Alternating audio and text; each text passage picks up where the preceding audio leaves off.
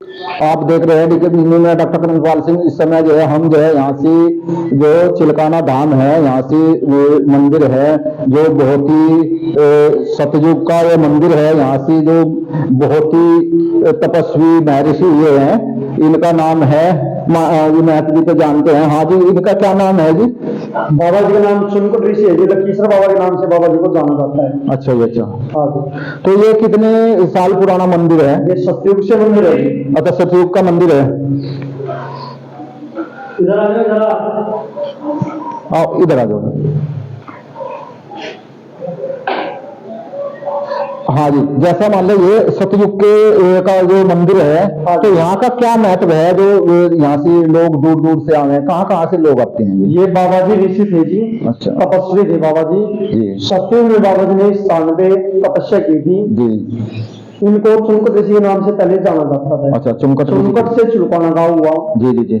और लकीर के फकीर थे, जो बोल देते थे पत्थर के लकीर था उसको कोई नहीं मोड़ सकता था। आज इसलिए इनको लकीर बाबा के नाम से जाना जाता है जी जी जी। सतयुग में पूरी पृथ्वी के ऊपर चक्रवर्ती सम्राट हुआ करते, चकवानंद राजा जी जी, उनका राज हुआ करता था। उस राजा ने यज्ञ करवाया और भंडारा लगा दिया, निमंत्रण दे दिया, जितनी साधु संत मेरे आसपास है, मेरी नगरी के अंदर है, सब मेरे यहाँ अन्न ग्रहण करें। बाबा जी के पास निमंत्रण आता है कि बाबा जी राजा ने यज्ञ करवा रखा और भंडारा लगा रखा, आपका निमंत्रण है, आपको आना होगा। तो बाबा ने कहा कि मैं तपस्या बैठा हूँ, इसलिए मैंने अन्न का त्याग कर रखा है, मेरा व्रत है, तपस्या बैठा हूँ, इसलिए मैं अन्न ग्रहण नहीं कर सकता। ये प्रस्ताव मेरा राजा जी को कह देना। जब बाबा जी का प्रस्ताव राजा के पास पहुंचा तो राजा के दूतों ने राजा से जाकर कहा कि महानगरी में वन में घोर वन हुआ करता था, जंगल हुआ करता बियाबान, उसमें वहां तपस्या कर रहे हैं और उन्होंने आपका अन्न ग्रहण करने से मना कर दिया। जब उस राजा ने सुना कि बाबा ने मेरा अन्न ग्रहण करने से मना कर दिया तो स्वयं राजा बाबा जी के पास आता है और 3 शर्तें बाबा जी के सामने रखता है। पहली शर्त में राजा बाबा से कहता है कि मेरा अन्न ग्रहण कीजिए, तो बाबा ने कहा कि अन्न तो मैं ग्रहण नहीं करूंगा क्योंकि मैं तपस्या बैठा हूं, मेरा व्रत और इससे मेरी तपस्या भंग हो जाएगी। तो दूसरी फिर बाबा जी के सामने प्रस्ताव रखा राजा ने कि मेरी नगरी छोड़ दीजिए अगर आप मेरा अन्न ग्रहण नहीं करते तो। फिर बाबा ने कहा कि नगरी भी नहीं छोड़ सकता क्योंकि पूरी पृथ्वी के ऊपर तुम्हारा राज है, पृथ्वी को छोड़कर मैं कहीं नहीं जा सकता। तो तीसरी बाबा जी के सामने शर्त रखी राजा ने कि आप मेरे साथ युद्ध स्वीकार कीजिए। तो कहते ना विपरीत काल विनाश बुद्धि, तो विनाश की ओर राजा चलता है, तो बाबा को युद्ध के लिए स्वीकार देता है। बाबा जी ने उसका युद्ध स्वीकार किया और उस राजा के समय सतयुग में 72 अक्षों सेना हुआ करती थी। उस राजा के साथ जब बाबा जी का साथ युद्ध होता है तो बाबा जी ने जमीन से कुशा उठाई और जो दाब होते हैं ना कुशा, उसको मंत्रों से मंत्रित किया। जब युद्ध हुआ एक कुशा उठा के उसकी सेना के ऊपर फेंक दी, सारी सेना एक ही कुशा से उसकी खत्म हो जाती है, मूर्छित हो जाती है। दूसरी कुशा बाबा जी ने उठाई, क्रोध में आके उसके राजमहल के ऊपर फेंक दी, राजमहल जमीन के अंदर गर्क हो गया, बिल्कुल उल्टा हो गया था।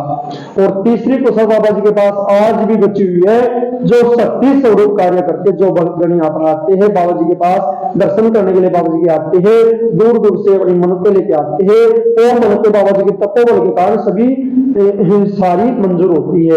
क्योंकि जो कुशा थी बाबा जी की तीसरी, बाबा जी का जो तप है कुशा के अंदर और बाबा जी के साथ यहीं पर इसी समाधि के साथ समाई हुई है। इन्हीं के नाम से गांव वैसे चुनकट से चुलकाना, लकीर के फकीर थे और प्राचीन काल में यहाँ से यमुना नदी बहती थी बाबा जी के प्रांगण के आगे से, उसका एक अंश है जो तीर्थ है बाहर।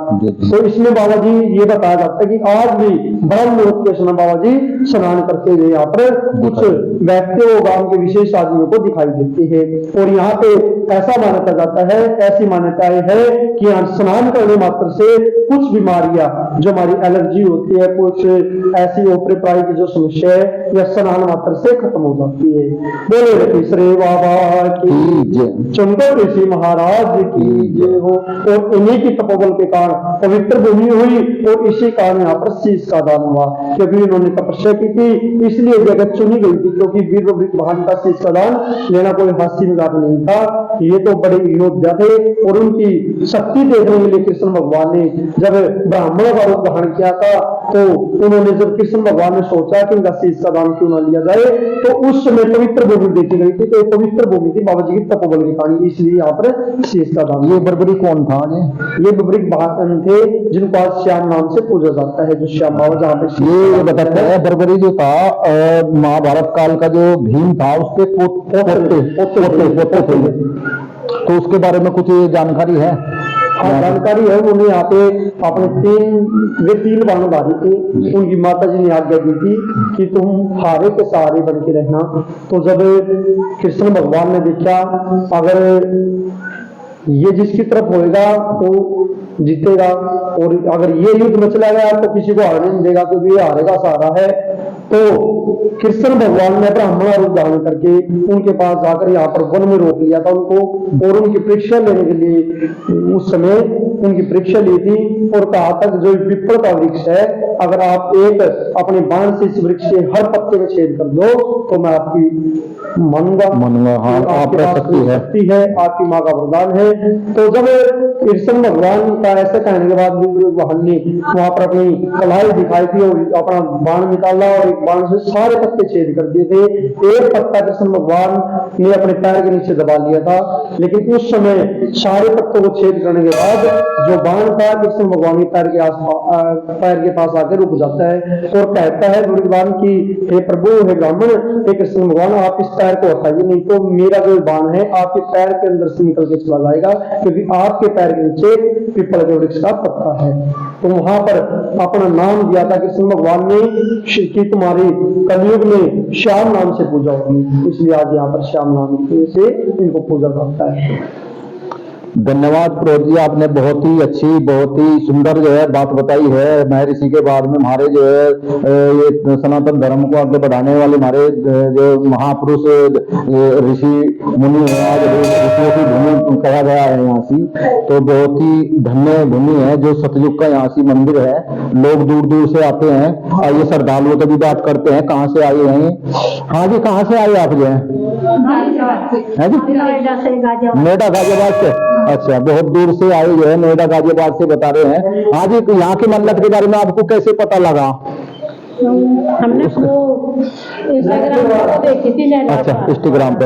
अब ये जो है सनातन धर्म जो है जो बहुत ही जागरूक हो रहा है, लोग जो है इंस्टाग्राम, फेसबुक और जो है देखना चाहिए। हमारे जो है दर्शक जो है ध्यान पे देखे जो है इतना सुंदर स्थान है, यहाँ लोग दूर दूर से आए हैं और आना भी चाहिए, क्योंकि सनातन धर्म में बहुत ही हमारे जो है जो हमें बताया नहीं गया अब तक जो है, यहाँ बहुत ही बड़े बड़े मंदिर हैं, बहुत बड़े बड़े हमारे जो है महाभारत काल के भी है, सतयुग के मंदिर है, आज भी में जो है सुरक्षित है। लेकिन हम हमारे जो जनरेशन है, नई पीढ़ी है हमारी, उन्हें आज तक भी नहीं पता।